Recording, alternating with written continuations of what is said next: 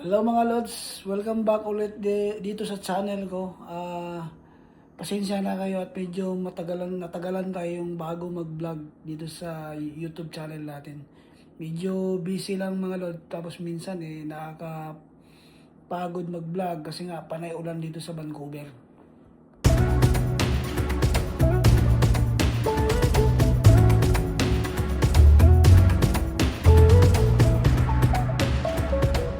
Bali, ginamit ko lang yung remaining leaves ko sa trabaho mga lods, kaya naka-DO pa ako ngayon.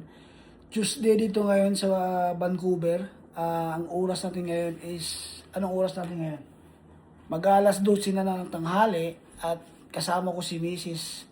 Medyo nababagot siya kasi nga walang ginagawa at umuulan pa sa labas. Papakita ko sa inyo yung sitwasyon sa labas. So, ito yung update ngayon dito sa Vancouver mga lods. Panay ulan pa rin. Hindi na yata mag-i-snow dito. Ayan. Ito yung lugar namin dito mga lods. So, yung weather dito ngayon sa Vancouver mga lods ay nasa positive 7 degree. So, hindi siya masyadong malamig dito ngayon. Tama lang. Pag lumabas kami ng bahay, naka-hoodie jacket lang kami, medyo okay na siya, walang problema. Kayang-kaya lang yung lamig kasi nga umuulan pati dito. So, ang pag-uusapan natin ngayon mga lods is yung binangga ako ng isang kabayan natin dito sa Vancouver. Papakita ko sa inyo yung damage ng sasakyan ko at kung anong ginawa ko para mapaayos agad yung sasakyan. Kung anong mga proseso ang gagawin dito sa Vancouver kapag nabangga ka or nasagi ka ng isang driver din, kung anong gagawin. Tara, pakita ko sa inyo yung UP ng sasakyan ko. Tara. So, tara mga lods, puntahan natin yung sasakyan. Pakita ko sa inyo. Maliit lang naman na damage, hindi naman siya masyadong malaki. Pero, ang sabi ng insurance company na kailangan palitan yung pinto ng sasakyan. So, pakita ko sa inyo mga lods. Ayan o, naka-shirt lang ako kasi nga hindi siya masyadong malamig pero naka-hoodie.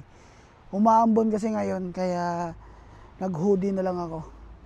So, ito yung sasakyan ko mga lods. Naka-park lang dito.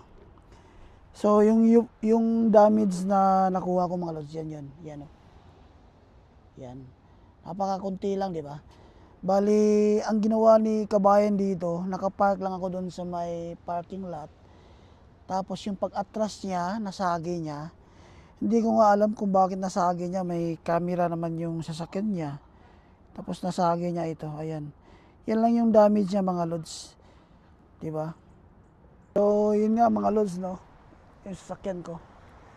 Nasagi ni kabayan yung ano.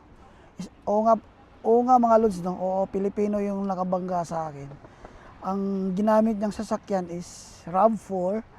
Parehas kami ng kulay. So, ginawa ko mga lods, mabait naman si kabayan. Binigay agad yung information niya. Lahat. Kailangan kasi yun mga lods na makuha mo yung information niya, yung driver's license niya, tsaka yung registration na galing sa ICBC. Yun ang kailangan mo kasi nga pagka nag-report ka sa ICBC ng claim, yun ang hinihingi ng ICBC.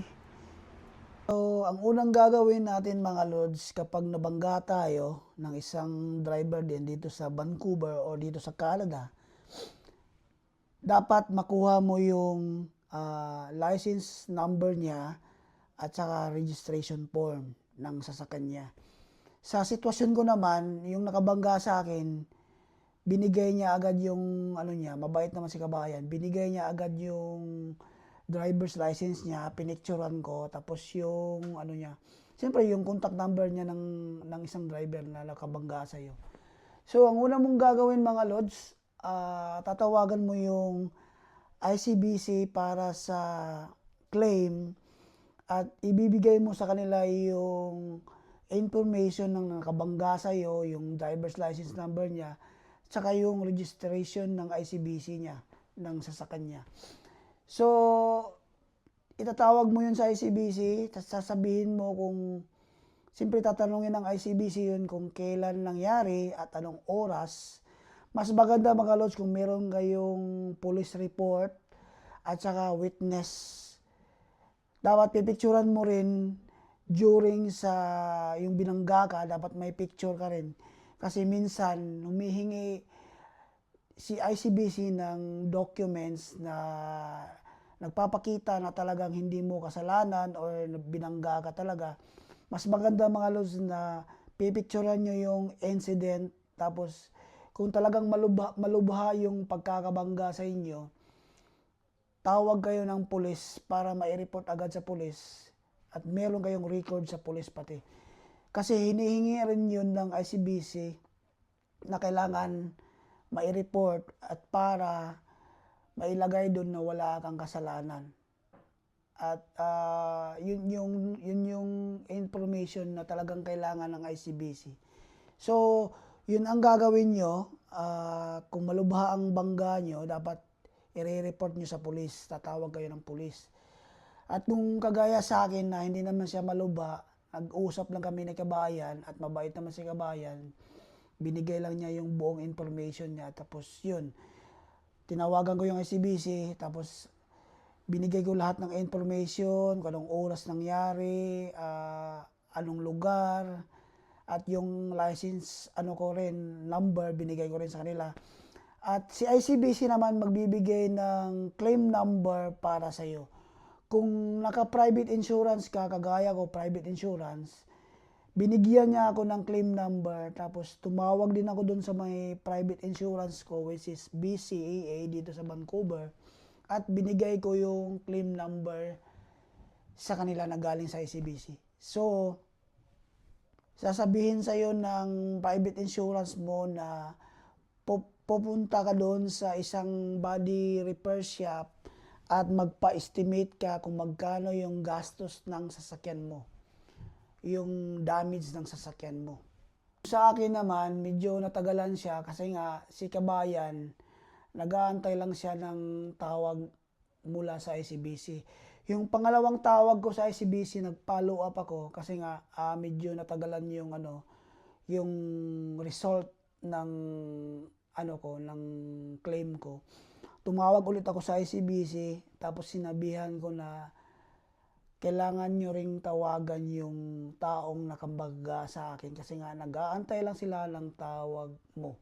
So, ang ginawa ng ICBC, kasi nga sinabihan ko na tawagan sila, tinawagan rin ng ICBC yung taong nakabangga sa akin at yun, inamin naman ni kabayan na fault niya, mali siya nung nangyari yung banggaan. So, ayun, ang nakalagay na dun sa information ng bangga ko is, sa claim ko is, hindi ko kasalanan, kundi ang kasalanan ni kabayan. So, si ICBC tumawag din sa private insurance ko para sabihin na wala na akong deductible na bayad para dun sa repair ng sasakyan ko. Kaya, ngayon mga lods, ang nangyari, itong private insurance ko is tumawag ulit sa akin na sabi niya na wala na akong babayaran pa kasi nga hindi ko kasalanan. Naka-receive na rin sila ng confirmation galing sa ICBC na hindi ko kasalanan at nabangga lang ako, parang ganun. So, ang nangyari dito mga lods is nakabook na ako dun sa body repair shop at ang gagawin nila, papalitan nila yung driver side door kung saan yung damage ng sasakyan ko. Kasi nga hindi siya pwedeng repair lang na kuhan. Kailangan palitan talaga yung buong pinto. Kaya yun ang nangyari mga lods, wala na akong binayaran at nag-aantay na lang ako ng schedule ng pagpapaayos ng sasakyan ko. December dito ngayon, medyo fully booked yung auto body shop, kaya i-update ko na lang kayo pagkatapos ng pagpalit ng pagpapaayos ng sasakyan ko. Yung booking date kasi is on January 12 pa, kaya medyo matagal pa yon kasi nga nag-aantay pa tayo ng ng libreng nila, libreng tawag dito, schedule ng pagpapaayos ng sasakyan. So, yun nga mga lods, no? At saka tungkol dun sa Carfax, kung sino yung taga rito na sa Canada, alam naman nila yung kung ano yung Carfax. Tinanong ko naman dun sa body shop repair kung magiging rebuild title ba yung sasakyan ko. So, ang sinabi ng body shop mga lods, kapag yun lang ang damage ng sasakyan mo, hindi siya rebuilt ang ilalagay doon sa Carfax mo, kundi ang ilalagay lang doon na na-damage yung driver side door na binangga, ganito ganyan, yun lang mailagay sa Carfax mo. So, hindi siya magiging rebuild title pagdating ng panahon. Ang sabi naman ng body shop repair na hindi magiging rebuild title yung sasakyan mo kasi nga maliit lang yung damage. Papalitan lang natin ng door kasi nga yung niya, yung parang brace ng door mo, yung bakal na brace is na-UP na, kaya ang desisyon nila is papalitan yung buong pinto. So, hindi siya magiging rebuilt pag ganun lang ang damage mga lods. Magiging rebuilt lang daw kapag malaki yung damage sa harap, tapos dumaan na sa builder, talagang malaki yung damage ng sasakyan mo, yun ang magiging rebuild. Kapag kumbaga half ng sasakyan mo masisira, yun ang magiging rebuild na ang dating sa Carfax. So, yun lang mga lods, no?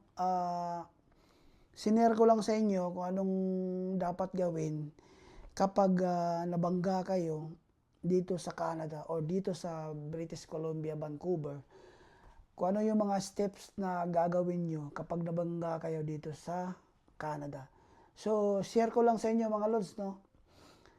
Hanggang dito na lang at maraming salamat. Pasensya na rin at bihira lang tayo mag-vlog.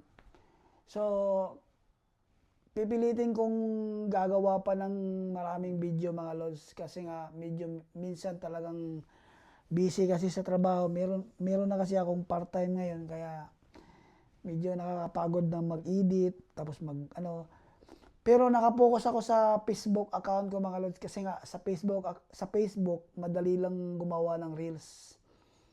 15 seconds pwede ka na mag-upload. Dito sa YouTube kasi kailangan mong umabot ng 15 minutes to 20 minutes para makapag-upload dito sa YouTube. So, ayos lang din kasi nga meron pa naman tayong full-time job saka part-time job. Excuse me. So, yun lang mga lods. Sana suportahan nyo pa rin ako dito sa YouTube channel ko. Don't forget to like, share, and subscribe to my channel para mas lalo pa tayong gaganahan gumawa ng mga experience dito sa Vancouver at pwede kong i-share sa inyo. Hanggang dito na lang mga lods. Don't forget to share, like, and subscribe. Bye for now. God bless.